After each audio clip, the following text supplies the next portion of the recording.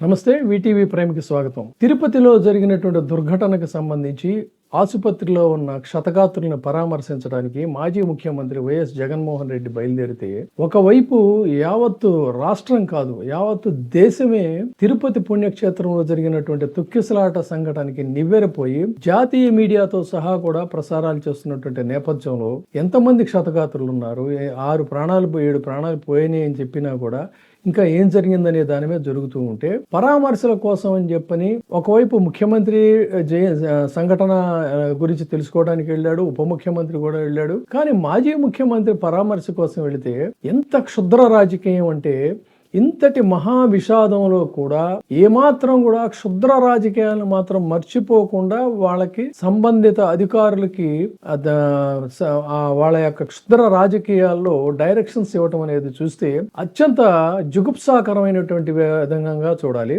ఆ సంగతి అలా ఉంచినట్లయితే ఒక మాజీ ముఖ్యమంత్రికి భద్రత విషయంలో ప్రోటోకాల్ పరంగా కానీ, లేదు అన్నట్లయితే బాధ్యతాయుతంగా కానీ కనీస ధర్మం. వాస్తవానికి చంద్రబాబు నాయుడు గారికి సరే Z+ కేటగిరీ, ఆయన ఏదో ఎప్పుడో అదే తిరుపతిలో అలిపిరిలో ఒక దాడి జరిగిన దరిమిల ఆయనకి ప్రజాధనంతో కొన్ని లక్షలాది రూపాయల ఖర్చుతో ఆయనకి సెక్యూరిటీ అనేది ఏర్పాటు చేశారు ప్రతిపక్ష నాయకుడిగా ఉన్నప్పుడు. అయినప్పటికీ కూడా అధికారంలో ఉన్నటువంటి ఆ రోజున జగన్మోహన్ రెడ్డి గారు ఏదైనా అవరోధాలు కల్పించాలన్నా ఏం చేయాలన్నా కూడా తన చేతిలో పని. కానీ ఇలాంటి సంకుచితమైనటువంటి ఆలోచనలు, చౌకబార్ ఆలోచనలు జగన్మోహన్ రెడ్డి ఆయన ఎప్పుడు చేయలేదు. కానీ ఎంత దారుణం అంటే, అదే ఒక విషాదకరమైనటువంటి సంఘటనలో మానవతా దృక్పథంతో పరామర్శకు వెళ్లి వాస్తవాలు బాధ్యతాయుతంగా ప్రతిపక్ష నాయకుడిగా లేదు విపక్ష నాయకుడిగా కానీ తెలుసుకోవడానికి వెళ్ళినప్పుడు ఇంత బిజీలో ఉండి కూడా ఈ క్షుద్ర రాజకీయాలకి డైరెక్షన్స్ ఇచ్చి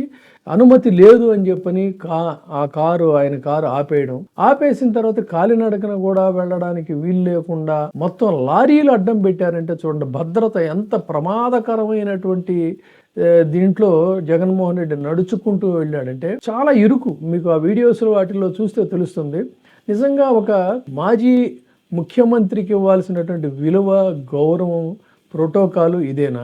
లారీలు అడ్డం పెట్టేటువంటి, సరే మీరు కాన్వాయ్ని అనుమతించలేదు, ఆయన సింగిల్ కార్ను కూడా అనుమతించలేదు, అంతవరకు ఓకే. కానీ అసలు వెళ్ళడానికే వీల్లేదు అన్నట్టుగా లారీలు పెట్టడం అంటే, ఆ లారీల పక్క నుంచి మాజీ ముఖ్యమంత్రి వెళుతుంటే ఆయన భద్రత పూర్తిగా గాలికి వదిలేసినట్టుగా ఎంత ప్రమాదకరమైనటువంటి స్థితిలో వెళ్ళాడనేటువంటిది ఆలోచన. డెఫినెట్ గా ఈ దేశంలో విఐపీలు అంటే ముఖ్యమంత్రులు కావచ్చు, మాజీ ముఖ్యమంత్రులు కానీ, మంత్రులు కానీ, వీళ్ళందరికీ కూడా ఏదో రకంగా థ్రెట్ అనేటువంటిది పొంచే ఉంటుంది, అందులో కించిత్ డౌట్ లేదు.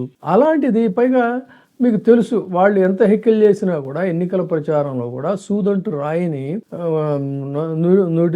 నుదుటి మీద కొట్టి గాయం చేయడం కావచ్చు, అంతకుముందు కానీ వాటన్నిటినీ కూడా వాళ్ళు సరే హెక్కిల్ చేస్తూ మాట్లాడారు. కానీ ఇది వాళ్ళ బాధ్యత, మాజీ ముఖ్యమంత్రిగా రక్షణ కల్పించాల్సిన బాధ్యత ఈ ప్రభుత్వానికి ఉంది.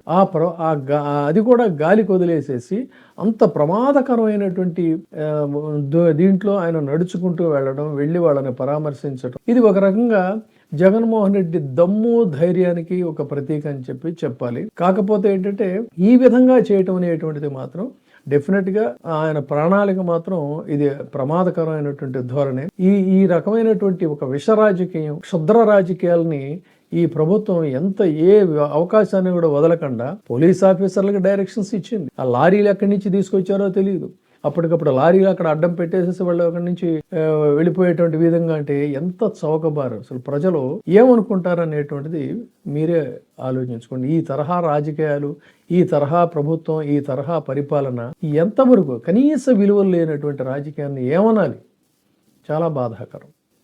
చూస్తూనే ఉన్న వీటీవీ లైక్ చేయండి, సబ్స్క్రైబ్ చేయండి. ఇప్పుడే సబ్స్క్రైబ్ చేయండి, లైక్ చేయండి, షేర్ చేయండి. వీటీవీ ప్రైమ్, నీ ఉత్తమాభిరుచుల సమ్మేళనం.